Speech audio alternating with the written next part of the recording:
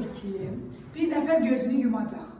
Gözünü yuman şəxsə üzünü o tərəfə çevirsə daha yaxşı olar. Gözünü yumsun və üzünü o tərəfə çevirsin. Sizə kağızlar paylayacağım uşaqlar. Bu kağızlardakı sözləri oxuyacaqsınız. O sözləri oxuduqca kimin səsi olduğunu tapmalıdır. Sözlər bizim təbiət elmlərinə aid olan cümlələrdir. Səsini dəyişmək olmaz. Dəyişin, yerlərinizi dəyişin. Dəyişin.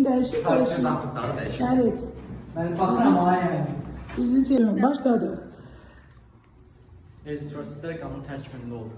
Bəli. Proyektörlər uzunluğu 20. Ayda hardan bildin?